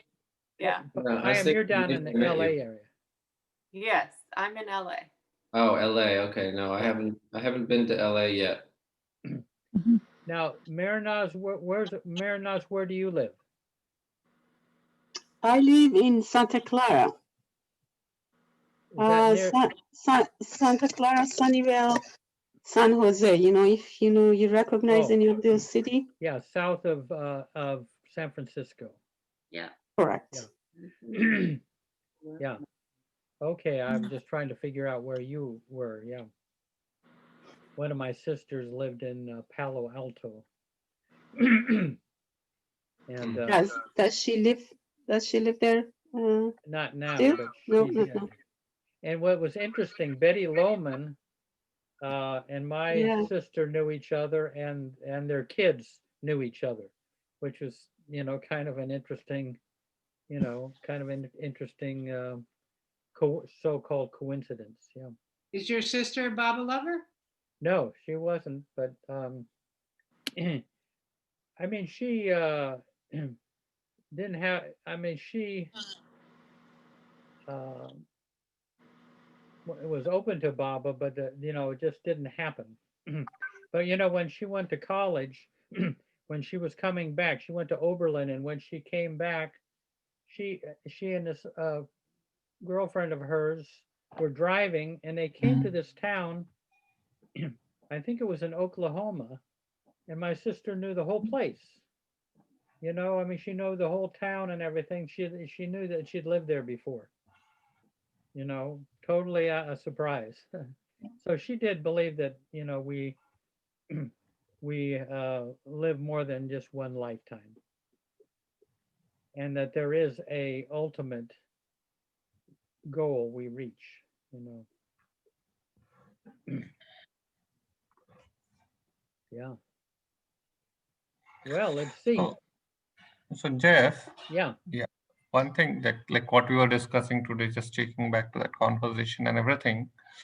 So your is one challenging part is that you come across people you need to be vigilant with, and just be vigilant because and then at the same time, as a Baba lover, you want to also be loving and with your own personality of being nice, and then that's kind of like at an inner level, it just kind of gets you into a challenging situation. Like on one side, you want to be cautious. We come across such people whom we have to be cautious with, and at the same time, we like to be our personality of like warm, and it gets like it gets challenging to be in such situation. Yeah. Yeah, I always like to see people for what they are, warts and all, and then struggle to love them rather than not see them for who they are. But that's the thing. When you see people, and I think it's important to see people for as they are, and then make that effort to love them. But you have to be. I think it's important to actually see if they're very selfish or they're dishonest or whatever, to see that, to know all that, so that you're not so that you can be in harmony with where they're at. You know, I mean, you're not surprised by their behavior, and then try to act lovingly. I mean, New York helped me when I went to college in New York. I saw how the other half behaves, other half lives. But I was very good because I got to see human nature. And I think there's people that try to project, you know, give people the benefit of the doubt, so to speak. I would rather see them for what they are and then make efforts to love them. I mean, that's just been my way. But it's so it's good to see them for what they are, but then loving them is the big challenge. Loving becomes a big challenge. Yeah. You just know from where they're coming from with a selfish intent, or they're just being nice on face, and all their intent behind, like a greed for power or something, and all that. And then the second part is once you know like from where they're coming, it gets a bit difficult, like just to love them and be like you get into a kind of vigilance. So Yeah. I mean, you don't have to become their friend. You just have to be in readiness if there's an opportunity for a give and take of love, but sometimes there's not too much room for a give and take of love if they're, if they're a bit of a scoundrel, No, that's in this country, one of the big things is narcissism. A lot of people are narcissists and have to be a little careful.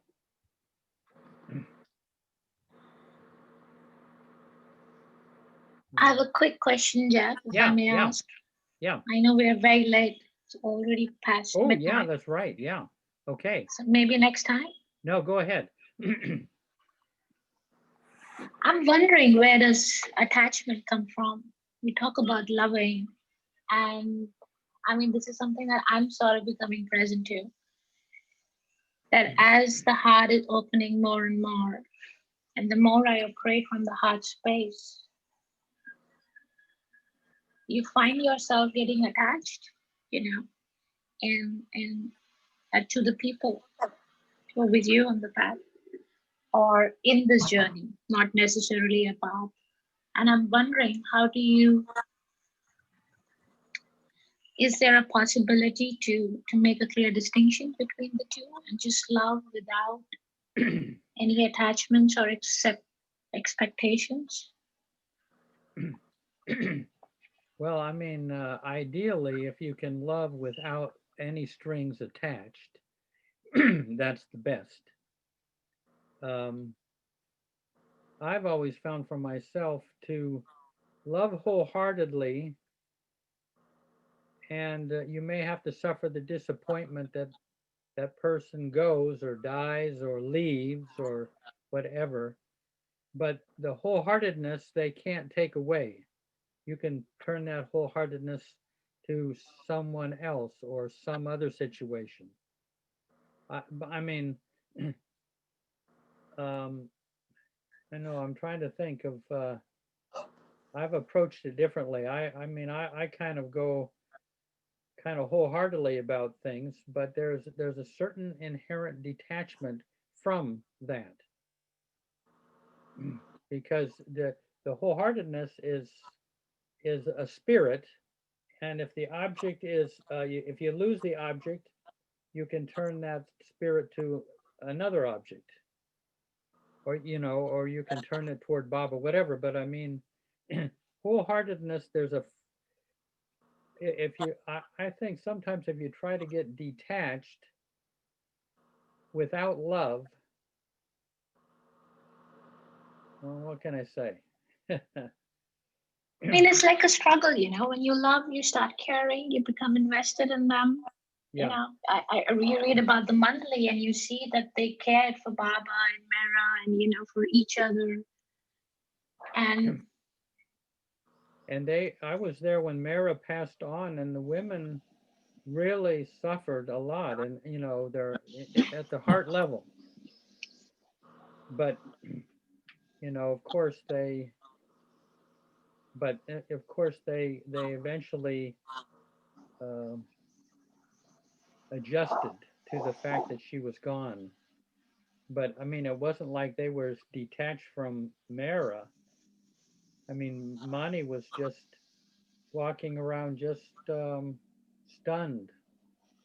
Meru, they were all quite stunned with Mara passing. But of course, they eventually found their balance. I remember going up the tomb after Mara after we laid her in the ground in the grave, and everybody had dispersed. I was walking up the hill to Baba's tomb, and I had this image of I was thinking of the women mandali, and it's like there's a mountain and all the trees have been leveled, but the snow summit is always there.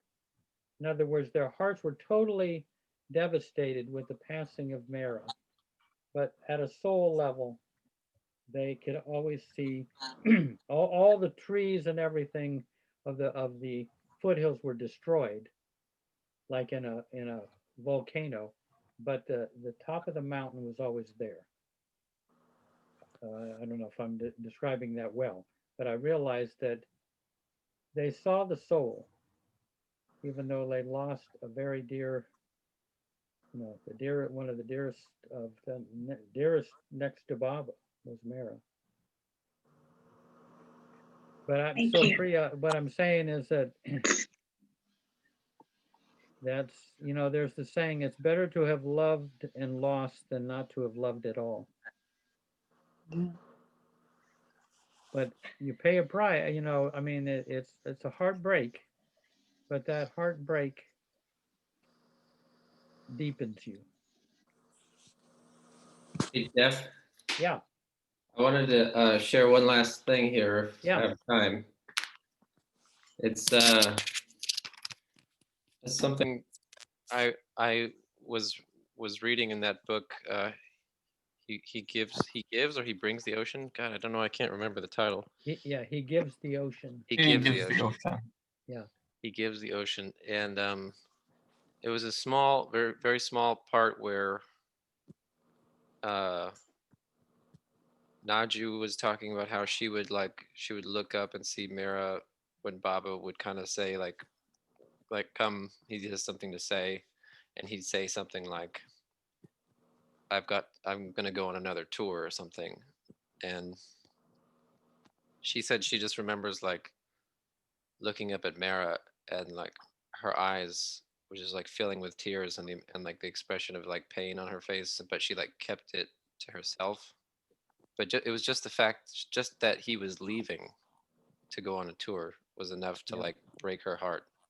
Yeah. I mean, that level of love is like I just can't even. I don't. Yeah, it's something about that struck me. Even just that little, it was like a sentence or two, but it Yeah. was like it really hit me hard. Yeah. Yeah. No, I that, and we saw in the early years at Marizod when she would be, she had a hard time coming out and being with us because she was in such grief. And then sometimes in the middle of a story of describing being with Baba, she would just, put her head down, stand up and leave and go into the house. Yeah. Yeah.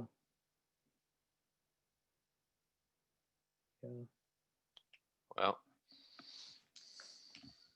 Wow. I was going to say, Paula, if you're still there, but sometime I'll share with you that something that Baba told Adi, that Mara is always here. I don't know if but I'll mention that next time. But she is here the same way Baba is. But and she even said, Mara said, I've always been a woman. Mm-hmm. So she was Radha, Sita, Mary, all the same one. So for her to take on half of Baba's suffering in that accident in 1956, because she is that great. She is that large a soul. And, Jeff, is, I feel like I've been on the caboose of this train because it's like years ago when Mara went to Baba, I remember Jill Davis and we used to have these talks and we would go, I really think that Mara's always been the same one, just like Baba. But it wasn't clear then. And now it's like it's just unraveled and it's gotten to be so clear that that's who Mara is. It was like we were trying to discover that and we kind of figured it out, but I don't even get how this has just kind of revealed itself. Maybe it's just to me and I'm, at the back end of the train, but it was kind of kept from being known, I think, because there was some, yeah. Because everybody would have stampeded her, you might say, if they'd have known how great a soul she is.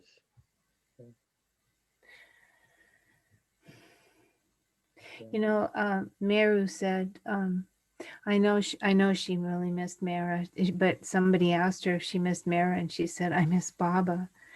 But when she came to visit me, Meru said she did see Mara after she went to Baba. She saw her at Marazad. She saw her in the. I wish I could remember, that story, but I don't. I just remember where I was and when Meru told it to me, and it was just remarkable. It was like, you're right. She didn't leave. Yeah, I just don't like think Baba. so. But I'll tell you what sometime. But we'll bring it. Any last thing? I'll tell you though what Baba told Adi, but I'll save that for another time. You're so full of cliffhangers. Yeah, It drives us nuts. Yeah, I've talked a lot with Jill. I mean, I about this too. So, Marion, are you there? Yes, I am. I'm riveted to the screen in my phone. I am. Oh, okay. Good. Well, nice to know you're there. And yes, and another time, yes, I'll have some stories, some of those synchronicities. And tonight, I just needed to listen and take in and feel the blessings. So thank you. Yeah. Well, good. Yeah. Always. The presence is there. Yes. You're yeah.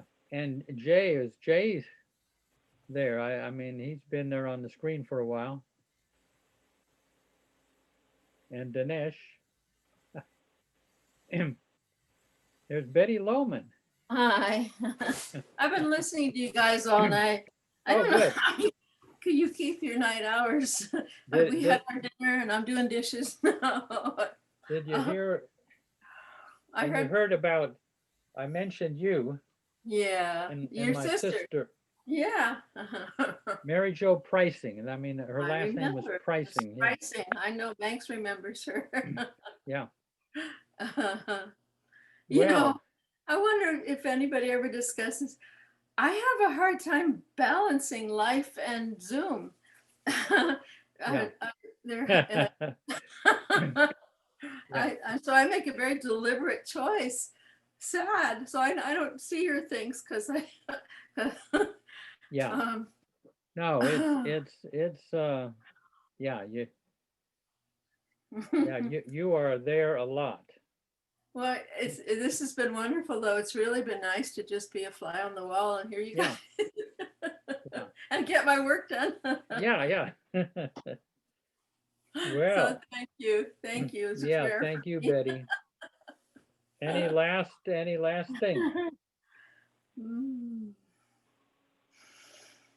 Well, I had something, but I'll save it for next time. Oh yeah. Anybody know about Georgia? Oh. Now or never. Hey, Dinesh. Yeah. I said now or never. What did he say? Now or never. Now or never. He said. Now or never. If you wanted to share next time, then you should have said next time only. When you said now, then this is the time. No, I'll do it. Ellen, I'm saying. It's after midnight here. Yeah, but, you guys. Yeah. So Mernaz, always wonderful to have you there.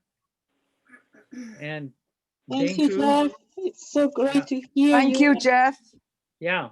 I'm gonna be writing you, Dinku, but yeah. That was a nice New Year's wish that you sent. Yeah. Yeah, I look forward to your email. Yeah. Thank you. Yeah, I've been doing nothing for the last couple of days.